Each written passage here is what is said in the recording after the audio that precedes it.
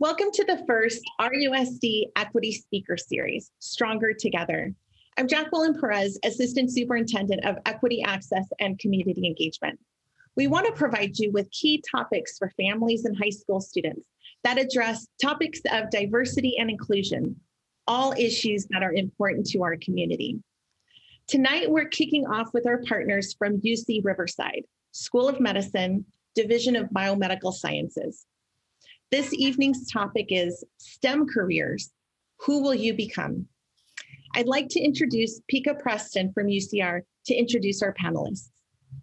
Thank you so much, Jackie, for having us here today. Yes, my name is Pika Preston. I'm a project manager from UCR, working in collaboration with our UCR PhD students to bring to you tonight a blueprint of educational accessibility. Our goal is to bridge the gap between the uneducated and economic forces of our local communities, teaching them that higher education attainment is possible. Tonight, you will hear the stories of our students as they detail the discoveries of their own life paths and their accomplishments. Tonight, I would like to introduce to you three of our amazing PhD students who have essentially conquered so much throughout their time and throughout their journey. And they will be sharing that information with you today. I would like to first introduce Eddie Vizcarra. He is a fourth-year biomedical science PhD student at UCR, originally from Santa Ana, California, but has lived in San Diego and Riverside for school. He is the first person in his family to go to college and the first to pursue a PhD. In his free time, he loves to go hiking in nature and hang out at the beach. His passion in life for his family and giving back to his communities. With us tonight, we also have Keziah Yisrael. She is a Philadelphia native who relocated to Southern California to pursue her PhD in biomedical sciences here at UCR. She is currently a second-year student studying the inflammatory processes of asthma. Her research aims to thoroughly investigate the complexity of asthma disease progression in hopes of providing novel therapeutic avenues. Aside from her studies, she loves to hike, run, and watch movies. And also joining us tonight is Rogelio Nunes Flores, who is a third-year biomedical sciences PhD student from Riverside, and he is also the first person in his family to go to college. He received his BS in bioengineering from UCSD and MS in biology from CSULA. He is currently working on studying insect olfaction and how certain volitions exposure may alter our epigenetics. In his free time, he enjoys playing video games and hanging out with his friends. Thank you so much for having us again tonight. Well, welcome everybody to this evening's presentation. I sincerely want to thank both the students and your families for taking the time to invest in your future. We're hoping you will get a lot out of tonight's presentation titled, Who Will You Become? If you have any questions, feel free to type them into the chat or unmute yourself at the end of our talk during our questions and answers session. We will also make these slides available to everybody if you want to refer to our material later. So my name is Edward Vizcarra, and tonight I will be accompanied by my good friends, Keziah and Rogelio, to give you some life lessons we've learned during our journey in higher education. So who are we? We're from the UC Riverside's Biomedical Science PhD program, and we're here because we want to reduce the social and economic gaps in health and education. We want to promote diversity in higher education, and we are hoping to excite the next generation to get involved in science, technology, engineering, and math. Most importantly, we are you.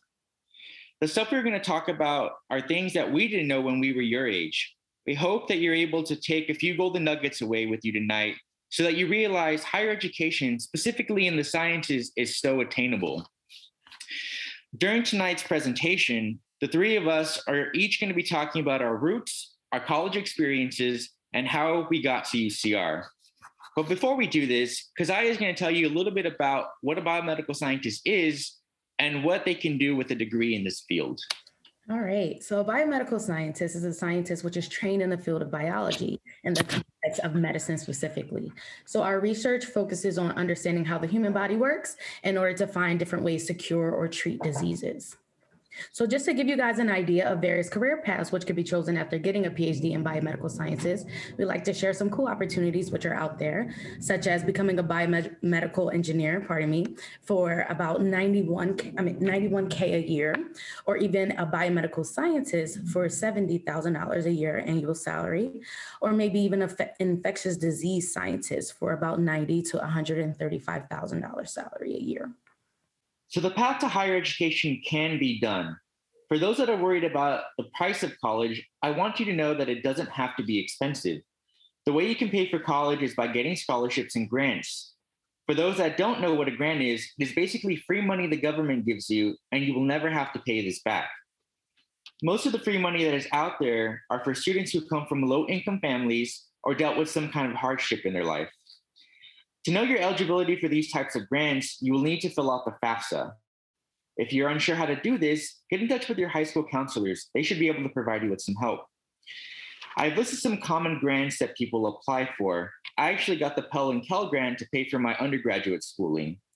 Because I didn't want to be a financial burden on my family, I actually took out loans to help me pay for my food and housing. If you can, try to get a subsidized loan if possible. Basically, these kinds of loans are interest-free. We have provided links at the end of the presentation if you want to learn more about this free money. So a little bit about me. The only reason why I have the opportunity to talk to you tonight is because of these four people, mis abuelos. They were born in Mexico and came to the United States in the 60s. They lived the American dream and made a better life for themselves and our future family.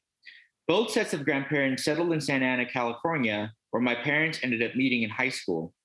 They got married and had my two sisters, and although they got divorced, my mother always stressed the importance of getting educated.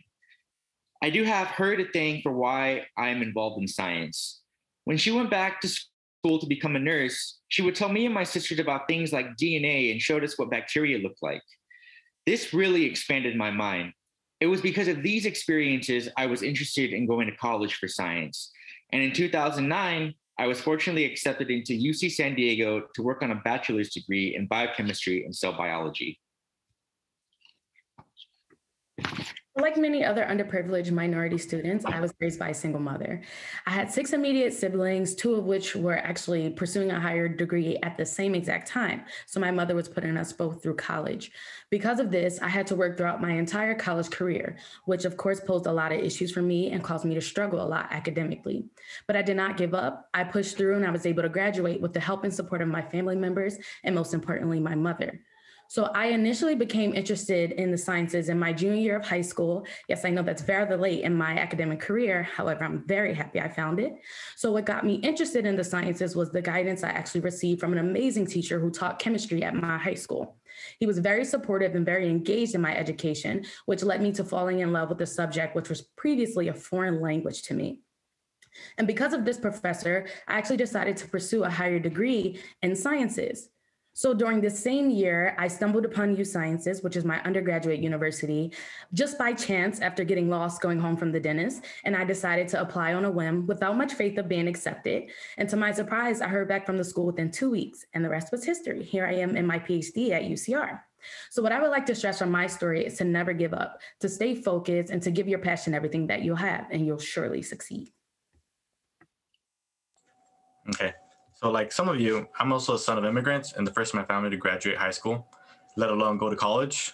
I was always big on science and math. I always loved those classes, and I knew I always wanted to pursue a higher education and career in these fields. But I had no example before me, and so I definitely had to thank my teachers and counselors who helped me fill out the applications and figure out which schools to apply to. Being bilingual and a part of a big family-oriented family made going on my own to college a difficult thing at first, especially with the distance.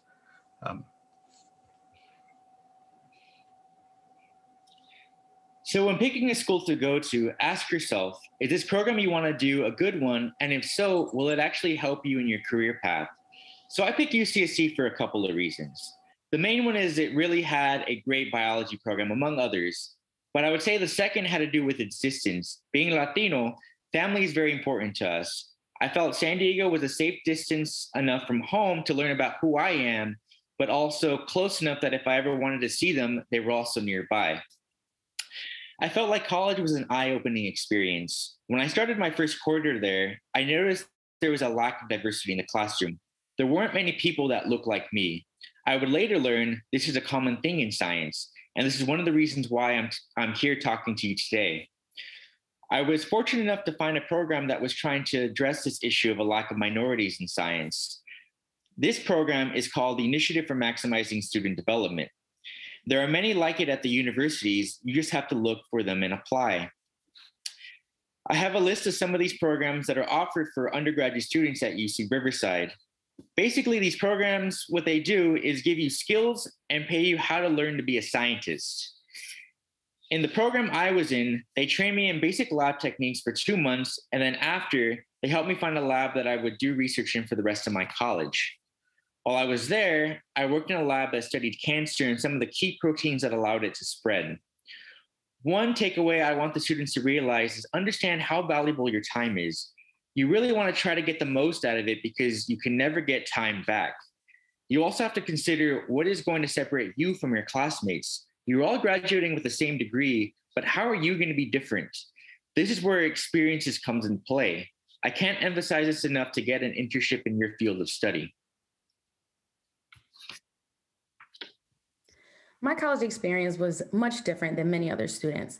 I actually came into school undecided. So to the many that always worry that you have to have your entire life figured out in order to go to college, I am the living example of just the opposite. I fell in love with clinical microbiology after being given that advice to pursue a degree in microbiology from a graduate student already attending the university. From then on, I knew I wanted to be involved in anything related to clinical processing, microbiology, vaccine development, and infectious disease research. One of the most important things that I learned throughout my undergraduate experience was the power of networking. Because I kept in contact with a lot of my old professors, I was able to contact them for advice about my future. I was also able to score a few amazing recommendation letters from a few of my previous professors for both career opportunities after my undergraduate career, as well as for my graduate school applications. So this being said, I cannot stress the importance of networking enough. Put yourself out there, make those connections, and make sure to stay in touch with your professors and other people you meet along the way to help progress yourself in your career. So like Edward, I also went to UCSD in 2011 for bioengineering, and I hit the ground running. I immediately joined several groups, including Idea Scholars, LSAP, SACNAS, and IMSD. Several of these provide you scholarship money and travel scholarships to present your research around the world. So I already knew that I wanted to do research when I got to school or some sort. All these opportunity information about the groups I found through emails sent to my school email. So always check your emails. I can't stress that enough. It took 5 years to graduate with my degree in bioengineering with 4 years of paid undergraduate research under my belt. This definitely helped me pay for my housing and other expenses. And I worked on developing biosensors and stretchable electronics in a well-known lab by Dr. Joseph Wang. And I managed to get published 4 times on different publications, one with first co-author. I did find myself focusing a lot on research and losing touch on some of my classwork, to be honest, but I believe this did differentiate me from a lot of my other colleagues who just focus on classes and dared not go beyond just their textbook work. Joining these groups definitely helped provide me with undergraduate mentorship and structure, which I definitely needed to guide me along this process and, you know, get us to where we are today. Edward? So I'm not gonna lie, when I was done with college, I felt so burnt out I needed a break. I was in school for 5 years. This is the typical time first generation college students take to get their bachelor's. If I'm being honest, if I'd gone into graduate school right out of undergraduate, I would not have survived. So what I decided to do was take 3 years off before I ended up at UCR. During those gap years, I researched the immune response to Zika and dengue viruses. I won't talk about my research today, but if you're interested, email me. If you plan to go the PhD route, what you really want to do during this break is beef up your resume. To do this, you need to acquire new lab skills that will set you apart from other applicants. You really want to try to publish a research article if possible, or at least get your name on one. Finally, you want to foster relationships with your mentors because these are the people who will be writing your letters of recommendation. I did all of these and I feel like it really helped me get into UCR when I applied in 2017. So I'm actually the exact opposite of Edward. Upon graduating from my undergraduate university, I just knew that I wanted to continue straight through with my education. So fresh out of my undergrad, I actually applied to a PhD program at UCLA, and I was almost automatically denied, which made me very, very discouraged. However, I did not give up. I took a year and a half off and entered the field in order to strengthen my resume. I worked as a laboratory technician as well as a molecular biologist at 2 different companies in the Philadelphia area. So after taking some time off, I decided to try again and pursue my graduate degree. And I applied to UCR on a whim. I was accepted, and upon visiting, I fell in love with the biomedical sciences program. It was very family-oriented, diverse, and had an emphasis on translational research, which was my passion. If I had to give any advice about preparing yourself to pursue a graduate degree, I would emphasize the importance in taking advantage of all research or any research opportunities present at your undergraduate universities in order to make yourself a more competitive prospective student. So as you may not know, getting into graduate school is very, very competitive. So after graduating from UCSD, I was planning on working at a startup and then apply for graduate school. But because of all the groups I joined at UCSD, I learned about a fellowship that would actually pay me to get a master's and prepare for my doctorate at the same time, or for my doctorate program applications at the same time. This is where LSAM Bridge to Doctorate Fellowship came up, and I went to Cal State LA for 2 years to get my master's in biology and my biotech certificate. I worked on antibacterial compound discovery and on my grad school applications. I did this to further strengthen myself as an applicant, expand my knowledge, my field of knowledge beyond just my previous material science work, just so I could make sure I had that background that grad schools definitely look for. So after you graduate college, you have a couple of routes you can go. Other than computer science and engineering degrees, I would say all other STEM degrees require you to get either a master's degree or a PhD if you really want to get paid the big bucks. If you're unsure which route to go, 2 factors you want to consider is the time and cost of the degree. A master's program is usually about 1 to 2 years, but a PhD can range from 4 to 7. This length really depends on your project and the lab you're in. Also, there's a test that you take around your 3rd year in the PhD program that if you pass, you technically get a free master's. A master's degree is very pricey. It depends on where you go, but on average, it's about $20,000 a year. On the other hand, a PhD is free. You get paid $25,000 to $30,000 a year, depending on what program you're in. Tuition is covered, and you get benefits. I have some questions you should ask yourself when deciding which degree to go for. So, what can you do with this PhD in science? Take it away, Keziah. So here we like to just elaborate on some career opportunities which are available after obtaining your PhD in this field. So I love to share some unusual yet cool opportunities. For example, with this degree, you could become a food scientist, which makes about $96K a year on average. You could become a firework designer or a pyrotician for about $130K, a volcanologist for about $129,000. A geoscientist for $93K,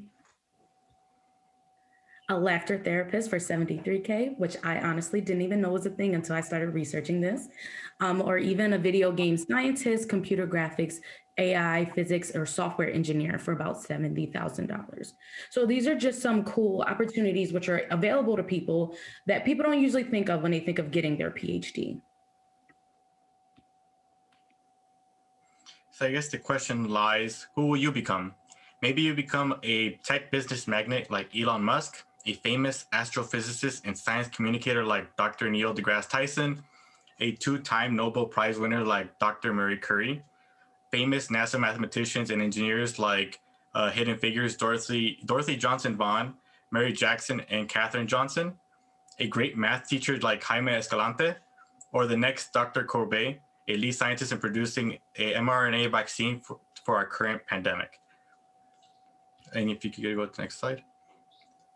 A key thing for making this happen is finding yourself a support group. You need a support system from your family, friends, cohort members, mentorships, and good educators, because this is not a sprint, it's a marathon. You need financial stability and security. This is where grants, affordable housing, tuition, loans, and fellowships come in. Overall, you will need time commitment.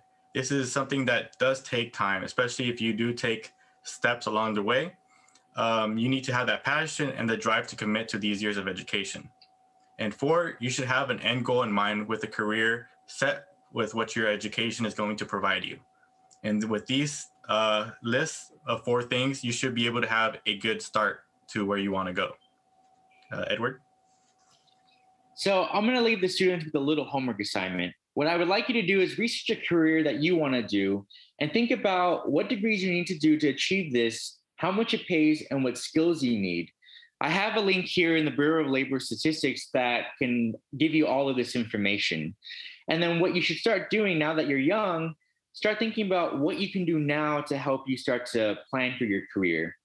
Once you've done this, talk to your counselor, a trusted teacher, or a trusted adult that can help you design a plan to get you to where you want to go. Here's our contact information if you feel like you would like to reach out with us and want to talk a little bit more about higher education. Here are the links for the different types of grants and fellowships that I mentioned earlier in the presentation, if you want to go and do your own research on these. And then at this time, we'll go ahead and take any questions you may have. Thank you. Thank you so much, Edward. Thank you so much, Keziah and Rogelio. That was such a beautiful, wonderful, and educational presentation. We do have a question for you tonight. What are activities that high school students do now to explore how they start figuring out what they're interested in? Well, I guess one thing I can start thinking about is, I guess, trying to get yourself into college. And I would say maybe other than trying to focus on your classes and figure out what you're doing there, try to also do like extracurriculars like community service, because a lot of the schools that or universities that when you go and apply, they're looking for future leaders. They're looking for people that are going to go out and help their community. So try to, start working on your application now to kind of to help you with trying to plan for your future. Keziah, Rogelio? Yeah, I can also jump in here. So something that actually helped me, although I did go into school undecided, just have some sort of guidance, was I stepped back and I thought of the things that I liked to do while I was in high school. So when I was younger, I was very big on crime shows and NCIS and things of that nature. So that led me to researching different career opportunities, which would be available sort of along those lines. And I actually found out about becoming a forensic scientist, which I minored in at my undergraduate university. So I just say, take things that you are currently interested in, any hobbies, and see how you can make that a career for yourself in the field of STEM. Yeah, I tend to agree. I think overall in high school, I did focus on trying to find like role models or at least career paths to look at, even if they were eccentric or on TV shows. I'd be watching like Cosmos, or I'd be like the old school Cosmos, or like Bill Nye, or even House, just trying to prep myself or trying to hype myself up on a certain subject, even if they're exaggerated. But in the end, I kind of just wanted to see what I wanted to continue doing on for the rest of my life, and choose a topic that I'm not going to get bored of. And I guess when it came down to it, I was like, I like math, I like science. I like to get big bucks solving some math and science questions that other people aren't going to do. And I don't know, maybe go out and do something like incredible that could help other people. Awesome. Just another question for you all. Would you by chance open up any opportunities for maybe mentorship or internship programs that would help high school students interested in STEM, help them with STEM opportunities? Definitely. So I think we're right now in the works of trying to establish a mentorship program right now. And so the idea behind it is to, pair up some of these students that don't really have the resources, like nobody in their family's ever gone to college, and pair them up with a first generation college student to kind of help guide them with that. And we're still in the process of trying to work with some of the local high schools to basically funnel some of our graduate students into the higher education centers and work with the counselors so we can, bridge that gap with the students so they can see how attainable education is. And I can second everything that Edward just said. I am extremely excited about the development of our mentorship program as well. Yeah, I don't think I would have gone anywhere close to where I am right now if I didn't have a mentor telling me what to do or kind of guide me along the way. Beautiful. Thank you again. Can you guys provide one final word of encouragement for our families and students interested in pursuing careers in STEM? Yeah, so it's going to be hard. It's not easy. Like even though we talk about all this stuff and we give you all this information, there were lots of struggles, lots of tears along the way. It is difficult. Just persevere. And when you feel like you're feeling down or you feel like you can't make it, reach out to your people. You need a support system in order to really survive. You can't do it on your own. Mm-hmm. Yes, I like to say that nothing is too big for you to accomplish. As long as you stay focused and give your passion your all, anything is achievable. Yeah, I think if you were to focus on the slides, my 4 major bullet points, I think those are the things that kind of made me get through this, I guess, journey. One thing that I do advise is don't give up. Don't discourage yourself with the first C you get. You will fall. What matters is if you get up and keep going, because in the end, I had several C's coming from someone who would just get pure A's. And I was like, maybe I'm not cut out for this, but it's hard. I was doing research at the same time. And in the end, I managed to get through all those difficulties just by keep on walking one step at a time. If you ever feel like you're not cut out to do something, don't cut yourself out until someone else cuts you out, because you never know. We sent like 20 applications to grad schools and colleges when we're at your age. And we got a few acceptances, and, we got here. So don't give up. Wow and wow. Thank you so much. I was all excited listening to the three of you, and this is just so inspiring. It's so important for our Latino students, our African-American students, to hear your stories, to see you and know that it is possible, and so diversified. There's so many options. And so what a wonderful presentation. Thank you so much. And I look forward to a continued partnership with UCR. So be sure to tune in on April 22nd for our next topic, focusing on mental health. Again, thank you, all of you, for joining us, and have a great night. Thank you for having us. Thank you. For having us. Bye-bye. Thank you.